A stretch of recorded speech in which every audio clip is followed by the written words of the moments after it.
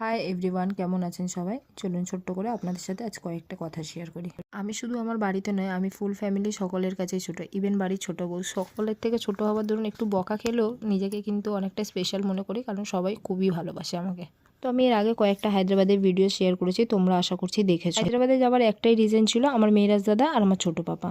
ওদের টানেই হঠাৎ আমাদের হায়দ্রাবাদ যাওয়া হয়েছিল। এবারের ট্রিপটা আমাদের জন্য একটু স্পেশাল ছিল, বড় মা ছিল আমাদের সাথে, কিন্তু পুরো ট্রিপটাতে না আমার বড়দাকে আর তাসিনকে ভীষণভাবে মিস করেছি। আর দুই ছোটদাদেরই যাওয়ার কথা ছিল, সামহাও ওরা যেতে পারেনি, তো সকলের জন্য একটা খারাপ লাগা কাজ করছিল। আমার বড় আব্বা আমার পাপা দুজনেই আর আমার লাইফে নেই, তাই অনেকটা জুড়ে আমার ছোট পাপা। লাস্ট যখন হায়দ্রাবাদে গিয়েছিলাম পাপা ছিল আমাদের সাথে, এখন নেই।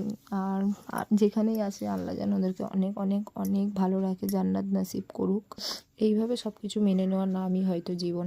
অলমোস্ট 3.5 ইয়ার পরে দেখা হয়েছিল, আর যখন বাড়িতে আসছিলাম জানো তো প্রচণ্ডভাবে মন খারাপ হচ্ছিলো, জানি না আবার কবে দেখা হবে। আবার